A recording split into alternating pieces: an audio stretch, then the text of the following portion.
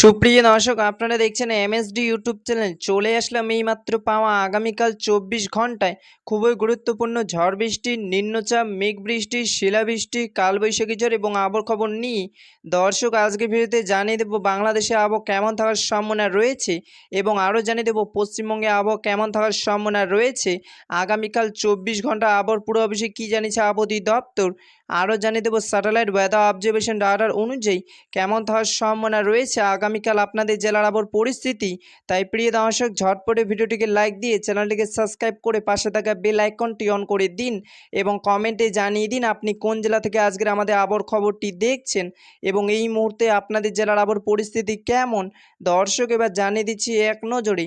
দর্শক, এবার সরাসরি চলে আসলাম মেঘ বৃষ্টির স্যাটেলাইট পূর্বাভাস চিত্রে এবং এই মুহূর্তে দেখতে পাচ্ছি আজ এবং আগামীকাল 24 ঘন্টায় বাংলাদেশে 8টি বিভাগের 64 জেলা আকাশ মেঘলা থাকার সম্ভাবনা রয়েছে।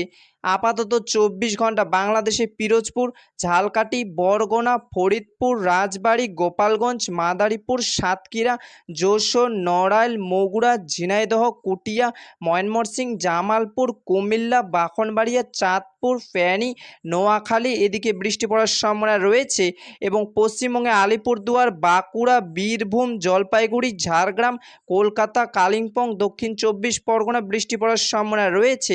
24শে জুন 2026 বুধবারে আবহাওয়ার খবর। দেখা হবে পরবর্তী দিনে আবহাওয়ার ভিডিওতে।